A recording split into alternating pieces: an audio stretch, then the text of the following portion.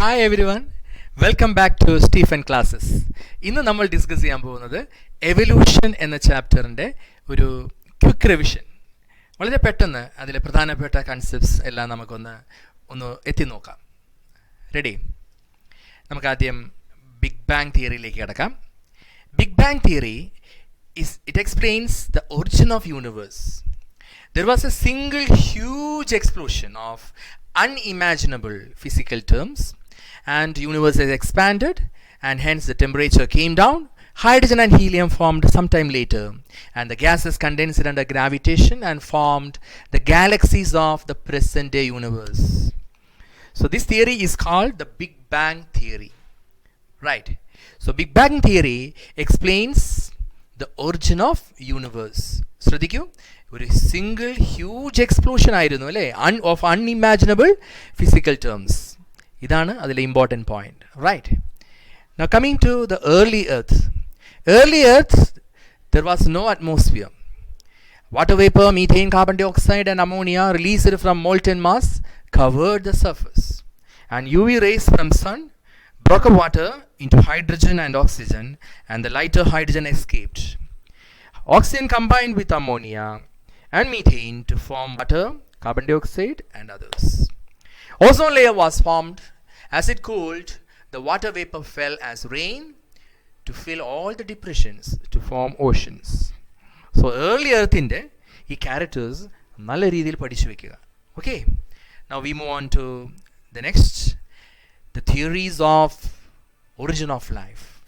Origin of life ine kurichulla ee theories നമുക്ക് പഠിക്കണം അല്ലേ. First one is abiogenesis, then biogenesis, panspermia, theory of special creation, theory of chemical evolution. അങ്ങനെ ഇത്രയും 5 theories നിങ്ങൾക്ക് പഠിക്കാനായിട്ടുണ്ട്. അതിൻ്റെ എക്സ്പ്ലനേഷനിലേക്ക് നമുക്ക് കടക്കാം. Ready? Spontaneous origin of life. What is spontaneous origin of life or theory of abiogenesis? According to this theory, life came out of decaying, rotting matter like straw, mud, etc. So it says that life came out from non-living substance. Non-living things il ninnana life originate cheythathu. Angane parayuna theory-aanu theory of spontaneous origin of life. But Louis Pasteur, he demonstrated that this is wrong.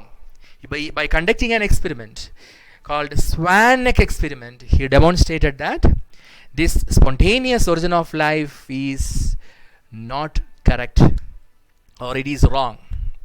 According to him, by Swanneck experiment, life is coming only from pre-existing life. Swanneck experiment നിങ്ങൾക്ക് അറിയാം അല്ലേ? 2 തരം ഫ്ലാസ്കുകൾ ഉപയോഗിച്ചുകൊണ്ട് അതിൽ culture medium എടുത്തിട്ടുണ്ടായിരുന്നു. രണ്ടും sterilise ചെയ്തു. പക്ഷേ അവിടെ കാണാൻ സാധിച്ചത് 4-5 ദിവസങ്ങൾക്ക് ശേഷം he found that only in straight neck flask there was infection, or there was culture medium or microbes coming out from the culture medium. But in Swanneck flask, when the water vapor was going out, the Swanneck portion trapped the water vapor, and it is acting as a filter so that no microbe can enter into the culture medium of Swanneck flask. So no microbe can enter into the culture medium of Swanneck flask, but in the case of straight neck, the microbe can enter. All microbes can enter into the culture medium and it can multiply.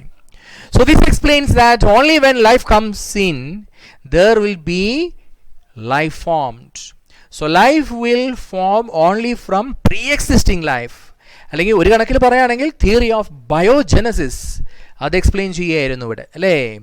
So it states that life originates from pre existing life. അതാണ് theory of biogenesis. But what is theory of panspermia? It states that units of life we can call them as spores. So spores are transferred to different planets including earth.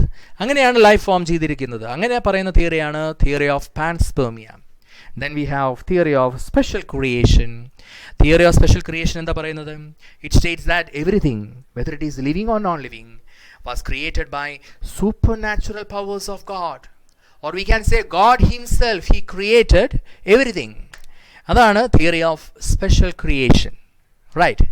Now we have another theory of chemical evolution.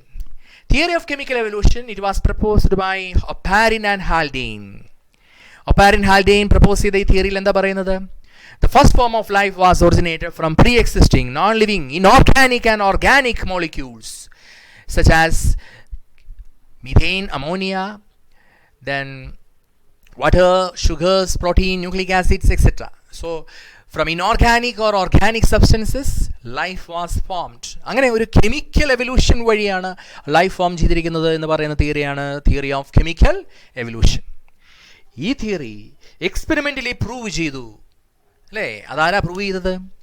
Harold യുറേ and Stanley Miller. അവരുടെ എക്സ്പെരിമെൻറ്റിന് യുറേ Miller experiment എന്നാണ് നമ്മൾ പറയുന്നത്. അപ്പോൾ ആ experiment നിങ്ങൾക്ക് പഠിക്കാനായിട്ടുണ്ട് അല്ലേ? ആ എക്സ്പെരിമെൻറ്റിൽ അവരെന്താ ചെയ്തത്? They created similar conditions of primitive earth. Primitive എർത്തിൻ്റെ കണ്ടീഷൻസ് നമ്മൾ മുമ്പ് സൂചിപ്പിച്ചു.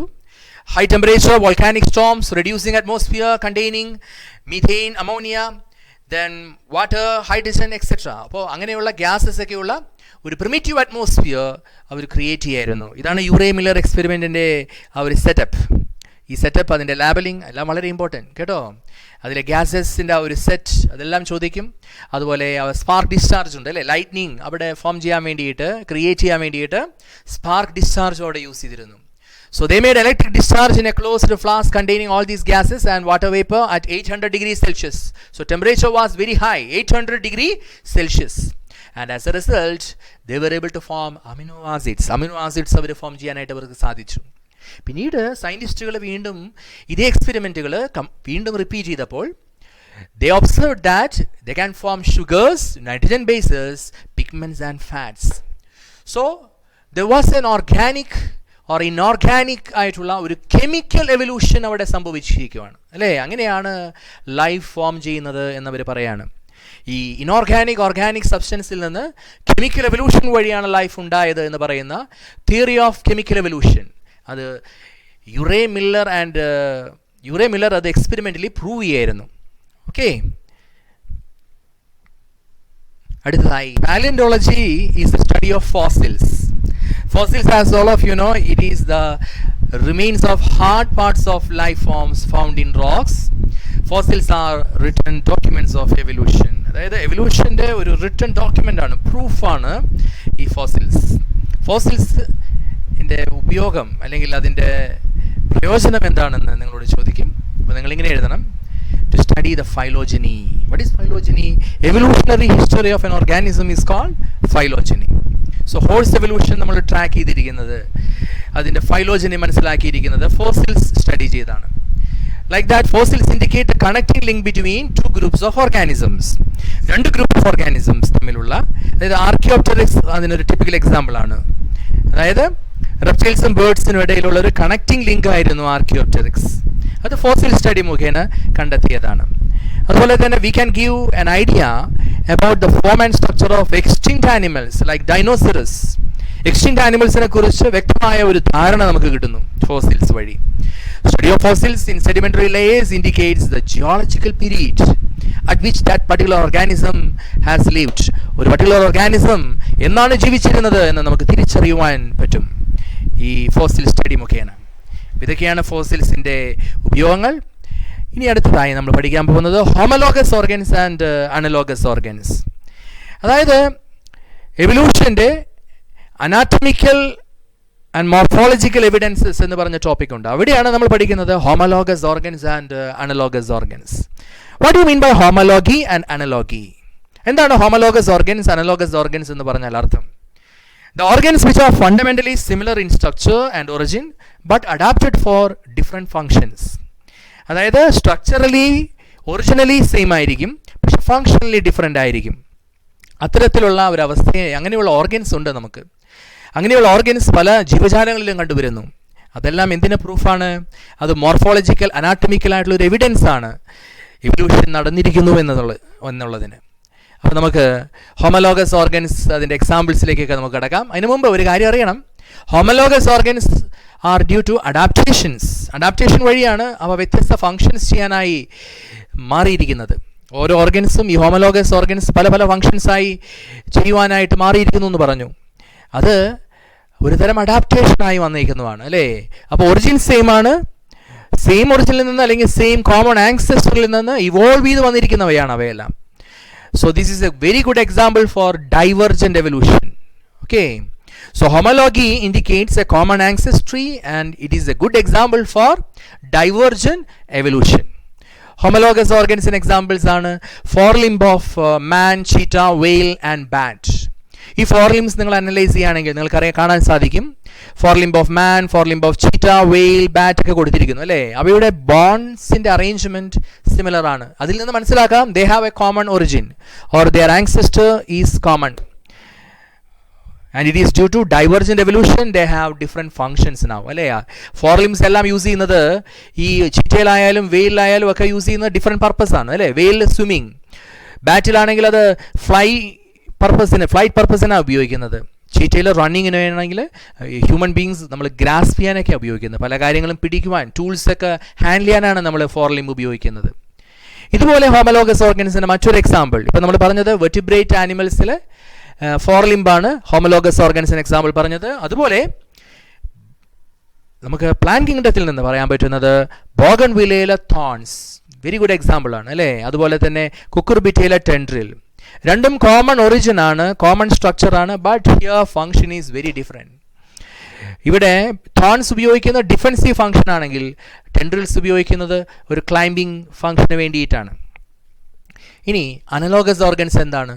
In the case of analogous organs, they have a similar function, but the structure and origin will be different. അപ്പോൾ നേരെ ഓപ്പോസിറ്റ് ആണ്. അനലോഗസ് ഓർഗൻസ് ഹോമലോഗസ് ഓർഗൻസുമായിട്ട് നേരെ opposite ആണ്. Analogous organs they have common function and but different structure and origin. സ്ട്രക്ചറും ഒറിജിനും different ആണ്. ഇതാണ് analogy എന്ന് പറയും. അപ്പോൾ ഹോമലോഗിക്ക് ഓപ്പോസിറ്റ് ആണ് analogy. The origin of analogous organs, it is due to adaptations for life in similar habitats, and this is called a convergent evolution. Analogous organs ഇവിടെ വന്നിരിക്കുന്നത് ഒരു കൺവെർജന്റ് എവല്യൂഷന്റെ ഭാഗമായിട്ടാണ്. ഫങ്ഷൻസ് ഇവിടെ സിമിലർ ആയിട്ട്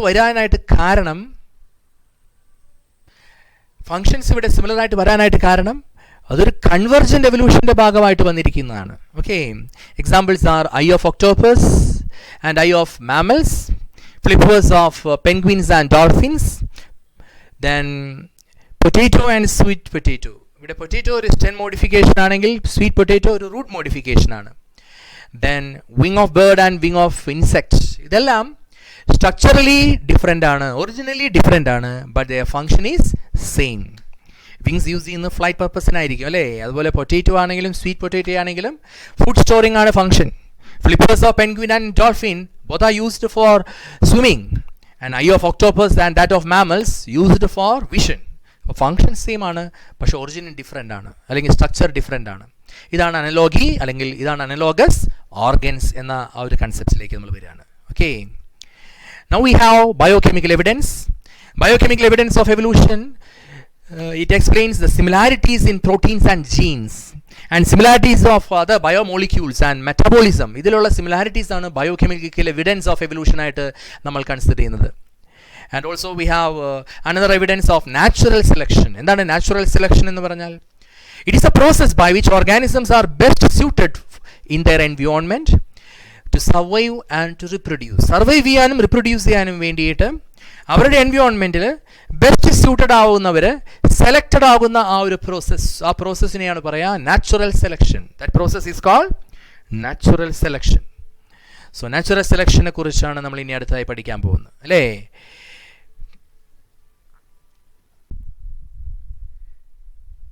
അപ്പോൾ നാച്ചുറൽ സെലക്ഷൻ്റെ ഒരു നല്ല ഒരു എക്സാമ്പിളായിട്ട് നമ്മൾ പറയാനുള്ളത് ഇൻ ഇംഗ്ലണ്ട് അവിടെയുള്ള നടത്തിയിരിക്കുന്ന ഒരു സ്റ്റഡിയാണ്. In England before industrialization in 1850s there were more white-winged moths on trees than dark-winged or melanized moths. അതായത് വൈറ്റ് വിങ് രണ്ട് ടൈപ്പ് മോത്ത് ഉണ്ട് അല്ലേ. അതിൽ രണ്ട് ടൈപ്പ് മോത്ത്സിൽ വൈറ്റ് വിങ്ഡ് മോത്ത്സ് ആയിരുന്നു നമ്പർ കൂടുതൽ ഇൻഡസ്ട്രിയലൈസേഷന് മുൻപ്, അതായത് in 1850s. But after industrialisation or in 1920s the number of dark-winged moths were more than the white-winged moths. White-winged moths less ആയിരുന്നു. അപ്പോൾ ഇതിന് കാരണം എന്താണ് ഇതിന് കാരണം? അതാണ് നിങ്ങൾ പഠിക്കേണ്ടത് കേട്ടോ. ഇവിടെ ഒരു കാര്യം മനസ്സിലാക്കേണ്ടത്, ഈ ഇൻഡസ്ട്രിയലൈസേഷന് മുൻപ് ഇവിടെ പൊല്യൂഷൻ വളരെ കുറവായിരുന്നു. ഇവിടെ കൂടുതൽ ലൈക്കൻസ് ഉണ്ടായിരുന്നു. ട്രീ ബാർക്കിൽ നിറയെ ലൈക്കൻസ് ആയിരുന്നു. അപ്പോൾ ലൈക്കൻസ് ഒരു വൈറ്റ് കളറാണ് ട്രീ ബാർക്കിന് കൊടുക്കുക. അപ്പോൾ അതുകൊണ്ട് ആ വൈറ്റ് ബാക്ക്ഗ്രൗണ്ടിൽ white winged moth hour survive ചെയ്യുന്നു. പ്രെഡേറ്റേഴ്സ് ആരാണ്? ബേർഡ്സ് ആണ് പ്രെഡേറ്റേഴ്സ്. അവരാണ് എനിമീസ് അല്ലേ. ഈ മോത്ത്സിൻ്റെ എനിമി എന്ന് പറഞ്ഞാൽ, പ്രെഡേറ്റേഴ്സ് എന്ന് പറഞ്ഞാൽ ബേർഡ്സ് ആണ്. അപ്പോൾ ബേർഡ്സ് വന്ന് ഈ വൈറ്റ് ബാക്ക്ഗ്രൗണ്ടിൽ അവർക്ക് ഒരിക്കലും ഈ വൈറ്റ് വിങ്ഡ് മോത്തിനെ ഐഡൻറ്റിഫൈ ചെയ്യാൻ പറ്റില്ല, ഡിറ്റക്ട് ചെയ്യാൻ പറ്റില്ല. സോ ഡാർക്ക് വിങ്ഡ് മോത്ത്സിനെയാണ് അവർ കൂടുതൽ ഫീഡ് ചെയ്യുക. അപ്പോൾ അതുകൊണ്ട് ഡാർക്ക് വിങ്ഡിൻ്റെ ആ ഒരു പോപ്പുലേഷൻ കുറയുന്നു, വൈറ്റ് വിങ്ഡിൻ്റെ പോപ്പുലേഷൻ കൂടുന്നു. എന്നാൽ ഇൻഡസ്ട്രിയലൈസേഷന് ശേഷം എന്താണ് സംഭവിക്കുന്നത്? There was smoke and suit covering the tree bark and that will make it dark. അപ്പോൾ ആ ഡാർക്ക് ബാക്ക്ഗ്രൗണ്ട് ആകുമ്പോൾ dark winged moths can escape. Because dark ബാക്ക്ഗ്രൗണ്ടിൽ അവരെ ഡിറ്റക്ട് ചെയ്യാൻ പറ്റില്ല. വൈറ്റ് വിങ്ഡ് മോത്ത് വളരെ കുറഞ്ഞു വരും. ഡാർക്ക് വിങ്ഡിനെ ഡിറ്റക്ട് ചെയ്യാനായിട്ട് പറ്റില്ല. അപ്പോൾ അതുകൊണ്ട് അവരുടെ നമ്പർ കൂടി വരും. മനസ്സിലായെന്ന് വിചാരിക്കുന്നു. അപ്പോൾ ഇത് രണ്ടും നന്നായിട്ട് പഠിക്കുക. ഇവിടെ കൂടുതൽ എക്സ്പ്ലെയിൻ ചെയ്യുന്നതിന് വേണ്ടിയിട്ട്, കൂടുതൽ മനസ്സിലാക്കുന്നതിന് വേണ്ടിയിട്ട് നിങ്ങൾക്ക് ഇവിടെ ഒരു ചിത്രം കൊടുത്തിട്ടുണ്ട്. ഇത് ആദ്യത്തെ ചിത്രം അവിടെ ഡാർക്ക് വിങ്ഡും വൈറ്റ് വിങ്ഡും കാണിക്കുന്ന ഇത് before industrialisation or in 1850s and this is in 1920s after industrialisation.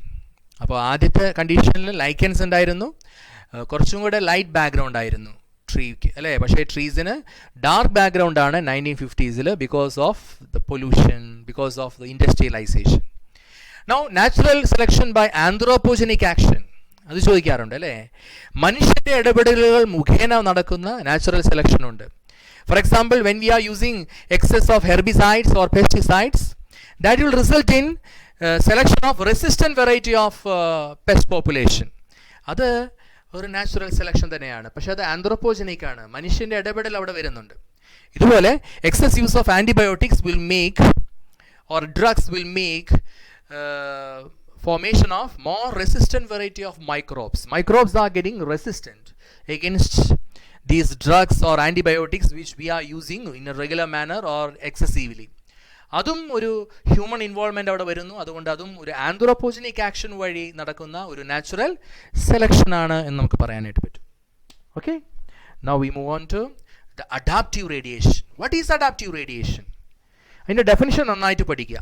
The process of evolution of closely related species in a given geographical area starting from a point. That is called adaptive radiation. Definition nannai padikka. I repeat, a process of evolution of closely related species in a given geographical area starting from a point. Darwin finches നല്ല example ആണ് ഈ adaptive റേഡിയേഷന്. നല്ലൊരു example ആണ് ഈ adaptive radiation. ഈ Darwin finches, Galapagos ഐലൻഡിൽ കണ്ടുവരുന്ന Darwin finches.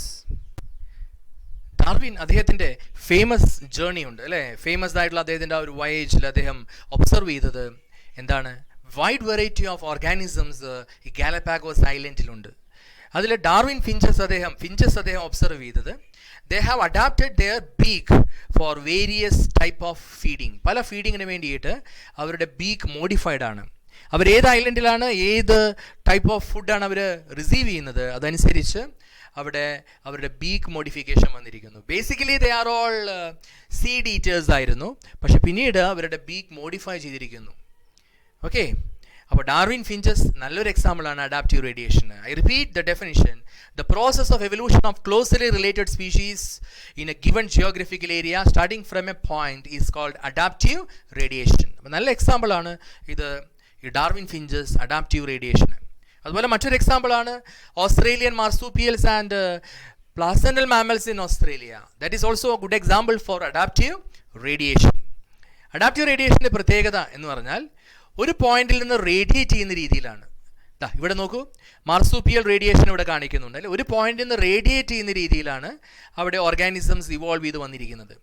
അപ്പോൾ ഇത് ഒരു അഡാപ്റ്റീവ് റേഡിയേഷൻ ആണെന്നാണ് പറയുന്നത്. ഓക്കെ, ഡാർവിൻ ഫിഞ്ചസ് ഇവിടെ ഡയഗ്രത്തിൽ കാണിക്കുന്നുണ്ട് അല്ലേ. ഇപ്പോൾ ഡയഗ്രം കൊടുത്തിട്ട് പലപ്പോഴും ചോദിക്കാം ഇതെന്താണ്, name the phenomena, define it എന്നെല്ലാം ചോദിക്കാം. അപ്പോൾ നിങ്ങൾ എഴുതേണ്ടത് ദിസ് ഈസ് അഡാപ്റ്റീവ് റേഡിയേഷൻ എന്നൊക്കെ എഴുതണം.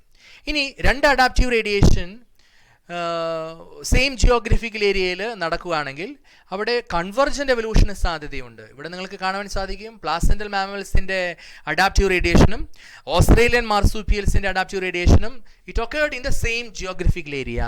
So there was possibility of convergent evolution. So I repeat, when more than one adaptive radiation is appeared in an isolated geographical area, this will lead to convergent evolution. Okay, so ഇവിടെ നിങ്ങൾക്ക് കാണുവാൻ സാധിക്കും, ഇവിടെ ആൻറ്റീറ്റർ, placental മാമൽസിൻ്റെ ആൻറ്റീറ്ററും Australian മാർസൂപ്പിയൽസിൻ്റെ നംബാറ്റ് അല്ലെങ്കിൽ ആൻറ്റീറ്ററും അവിടെ ഒരു convergent എവല്യൂഷനാണ് അവിടെ. അപ്പോൾ ഇങ്ങനെ നോക്കുകയാണെങ്കിൽ പ്ലാസന്റൽ മാമൽസിൻ്റെ മൗസും മാർസൂപ്പിയൽ മൗസും അവിടെ തമ്മിൽ നോക്കുകയാണെങ്കിൽ there was A converging phenomena, ഒരു കൺവെർജൻ്റ് എവല്യൂഷൻ അവിടെ നടന്നിരിക്കുന്നു. അതായത് വ്യത്യസ്തമാണ് അവരുടെ അഡാപ്റ്റീവ് റേഡിയേഷൻ എങ്കിൽ പോലും ഒരേ തരത്തിലുള്ള ഓർഗാനിസംസ് ഒരേ ജിയോഗ്രഫിക്കൽ ഏരിയയിൽ വരുമ്പോൾ അവരുടെ അഡാപ്റ്റേഷൻ സിമിലർ ആണ്. So that will lead to a convergent evolution. Okay. Now coming to the next topic, that is Hardy-Weinberg principle. Hardy-Weinberg principle, അതിലേക്കാണ് നമ്മൾ കടക്കാൻ പോകുന്നത്.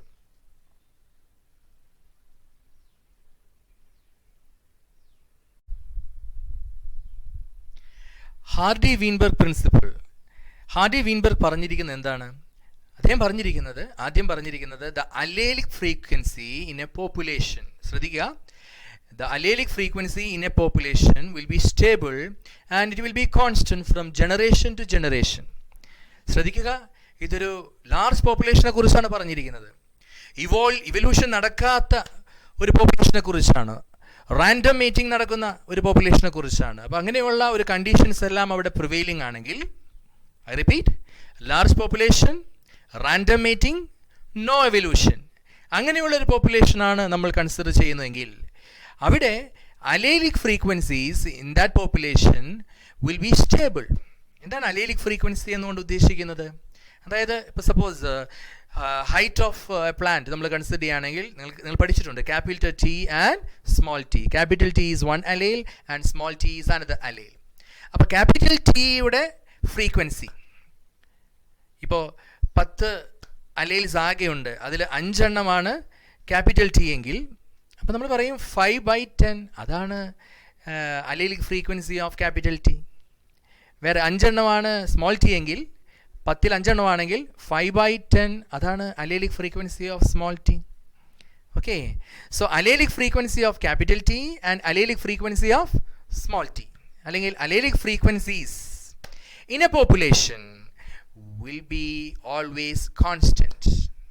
The sum total of allelic frequencies will be equal to 1. കാരണം രണ്ടും കൂടെ കൂട്ടിയാൽ 100% വരണം അല്ലേ? So allelic frequency of suppose നമ്മളൊരു ഡിപ്ലോയിഡ് ഓർഗാനിസം കൺസിഡർ ചെയ്യാമെന്ന് വിചാരിക്കാം. അപ്പോൾ ക്യാപിറ്റൽ എ എന്ന അലേലും ഉണ്ട്, സ്മോൾ എ എന്ന അലേലും ഉണ്ടെന്ന് കരുതുക. അങ്ങനെയാണെങ്കിൽ ഇപ്പോൾ 2 അലേലാണ്, ക്യാപിറ്റൽ എ ഉണ്ട്, സ്മോൾ എ ഉണ്ടെന്ന് കരുതുക. അങ്ങനെയാണെങ്കിൽ ക്യാപിറ്റൽ എയുടെ അലേലിക് ഫ്രീക്വൻസിയാണ് പി, സ്മോൾ പി. സ്മോൾ എയുടെ അലേലിക് ഫ്രീക്വൻസിയാണ് ക്യൂ. അപ്പോൾ ഇവിടെ പറയുന്നത് P plus Q is equal to 1. Allelic frequency of A and plus allelic frequency of small A is equal to 1. അല്ലെങ്കിൽ P plus Q is equal to 1. അതാണ് hardy-Weinberg പറയുന്ന ആദ്യത്തെ ഒരു കൺസെപ്റ്റ്. രണ്ടാമതായി അദ്ദേഹം പറയുന്നത് genotypic frequency will be also equal to 1 in a population if ഈ conditions ഒക്കെ പ്രിവെയിലിംഗ് ആണെങ്കിൽ. ഫോർ എക്സാമ്പിൾ അദ്ദേഹം പറയുന്നത് suppose the frequency of capital A ഒരു പോപ്പുലേഷനിൽ, ഇതുപോലെ എവല്യൂഷൻ നടക്കാത്ത ഒരു പോപ്പുലേഷനിൽ frequency of capital A is equal to P square ആയിരിക്കും. പ്രോബബിലിറ്റി നമ്മൾ നോക്കുമ്പോൾ ക്യാപിറ്റൽ എ അങ്ങനെ ഒരുമിച്ച് വരാനുള്ള പ്രോബബിലിറ്റി അപ്പോൾ നമ്മൾ എടുക്കുമ്പോൾ പി ഇൻറ്റു പി ആയിട്ട് കൺസിഡർ ചെയ്യേണ്ടി വരും, അതായത് P square. So capital A അതല്ലെങ്കിൽ ഹോമോസൈഗസ് ഡോമിനൻ്റ് ഇൻഡിവിജ്വൽസിൻ്റെ frequency it will be P square. അതുപോലെ തന്നെ ഹോമോസൈഗസ് റെസസീവ് ഇൻഡിവിജ്വൽസ്, അതായത് സ്മോൾ എ അത് വരാനുള്ള പ്രോബബിലിറ്റിയും എങ്ങനെയാണ്? That is also Q into Q or it will be Q square. ഇനി ക്യാപിറ്റൽ എ സ്മോൾ എ അതായത് ഹെട്രോസൈഗസ് ഇൻഡിവിജ്വൽസ് വരാനുള്ള പ്രോബബിലിറ്റി അതെങ്ങനെയാണ്? അതായത് ക്യാപിറ്റൽ എ സ്മോൾ എ അതൊന്ന്, അതുപോലെ തന്നെ വീണ്ടും ഒരു ക്യാപിറ്റൽ എ സ്മോൾ എ വരാമല്ലോ, നിങ്ങൾ പഠിച്ചിട്ടുണ്ട് അല്ലേ?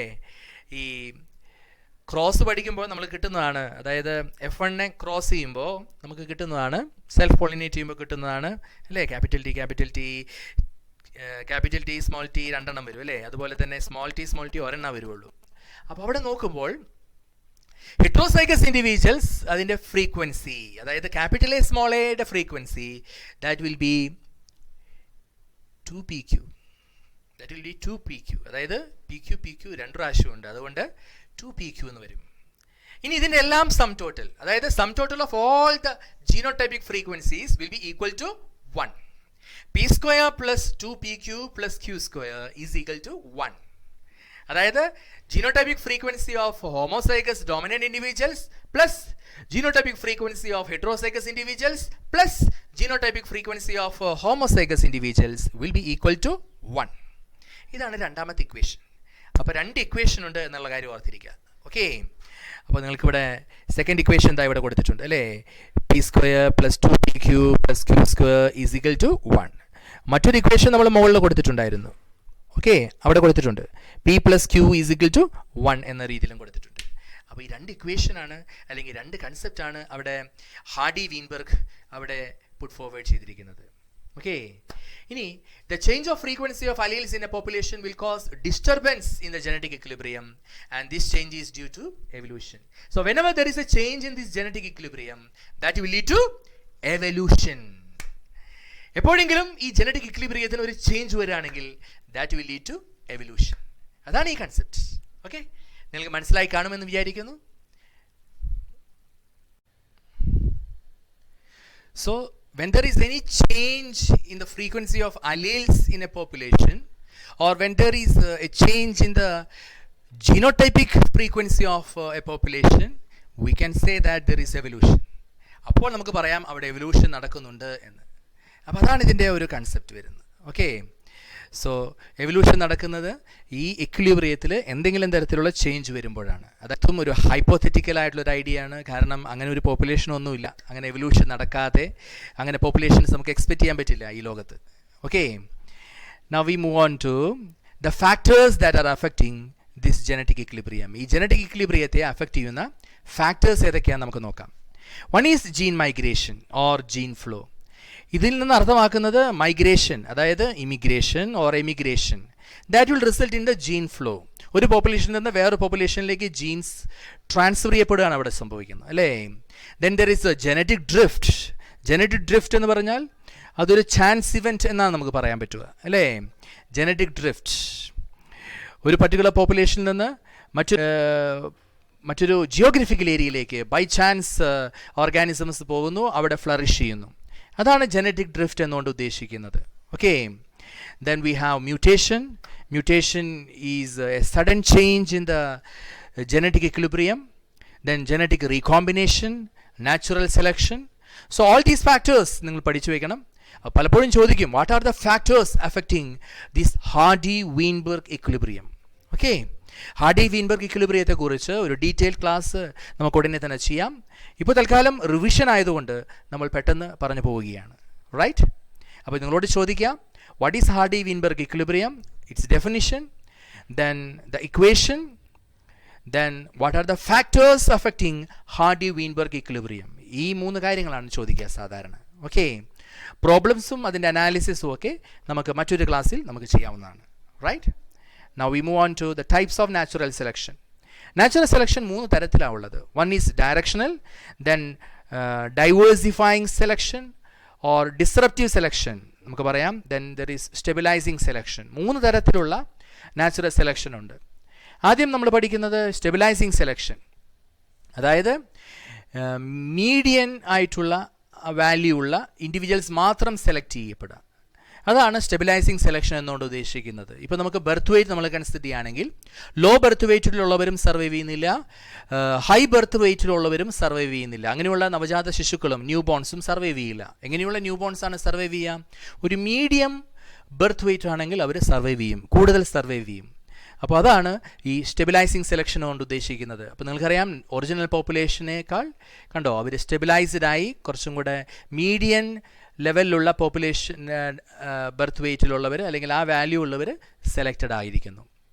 Then there is directional selection ഉണ്ട്. ഡയറക്ഷണൽ സെലക്ഷൻ എന്ന് പറഞ്ഞാൽ the selection will move, population will move to a side, ഒരു സൈഡിലേക്ക്, അതിൻ്റെ മീഡിയയിൽ നിന്ന് ഒരു സൈഡിലേക്ക് സെലക്റ്റഡ് ആവുകയാണ് ചെയ്യുന്നത്. ഓക്കെ, അതാണ് ഡയറക്ഷണൽ സെലക്ഷൻ എന്നുകൊണ്ട് ഉദ്ദേശിക്കുന്നത്. Then there is disruptive selection. Disruptive selection എന്ന് പറയുമ്പോൾ പെരിഫറൽ വാല്യൂസ് സെലക്റ്റഡ് ആണ്. പെരിഫറൽ വാല്യൂസ് ഉള്ള ഇൻഡിവിജ്വൽസ് മാത്രം സെലക്റ്റഡ് ആകുമ്പോൾ അതാണ് ഡിസ്റപ്റ്റീവ് സെലക്ഷൻ എന്നുകൊണ്ട് ഉദ്ദേശിക്കുന്നത്. അപ്പോൾ 3 തരത്തിലുള്ള സെലക്ഷൻ പ്രോസസ്സ് അവിടെ നടക്കുന്നതായിട്ട് നമുക്ക് പറയാനായിട്ട് സാധിക്കും. Stabilising selection, then directional selection, and last one is disruptive selection. ഇത് ചോദിക്കാറുള്ളതാണ്, നന്നായിട്ട് പഠിച്ചു വയ്ക്കുക. Now about A brief account of evolution. എത്ര മില്യൺ ഇയേഴ്സ് ഒക്കെയാണ് ഓരോന്ന് ഇവോൾവ് ചെയ്തിരിക്കുന്നതെന്ന് പഠിക്കണം. ഞാൻ ആദ്യമേ സൂചിപ്പിച്ചു എന്നാണ് എൻ്റെ ഒരു ഓർമ്മ. അതായത് യൂണിവേഴ്സ് ഫോം ചെയ്തിരിക്കുന്നത് പറയുന്നത് 20 billion years ago. Earth formed 4.5 billion years ago, and life is supposed to have originated 500 million years after the origin of Earth, or approximately 4 billion years ago life originated. Okay,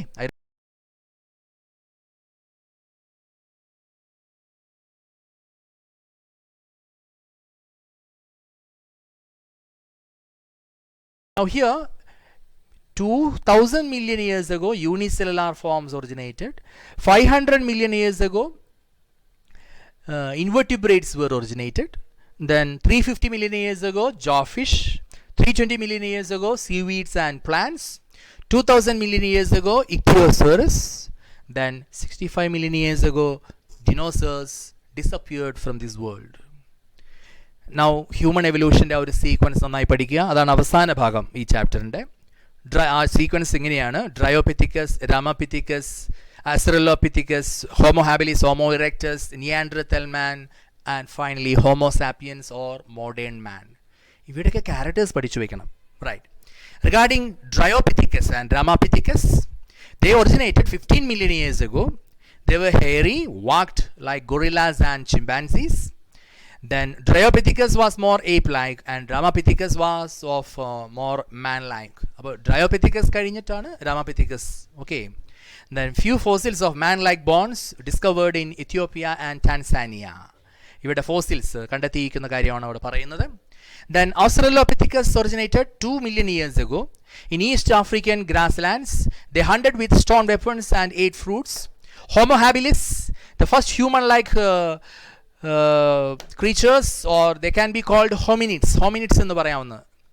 Their brain capacity was between 650 to 800 cc and they did not eat meat. Then Homo erectus, 1.5 million years ago, they have large brain. They have 900 cc, that was the capacity of their brain. Then they ate meat. പിന്നെ നിയാൻഡർതാൽ മാനെ കുറിച്ച് പറയുന്നു. നിയാൻഡർതാൽ മാൻ originated 4000 to 1 lakh years ago. Brain capacity was 1400 cc. Padikya. Then lived in East and Central Asia.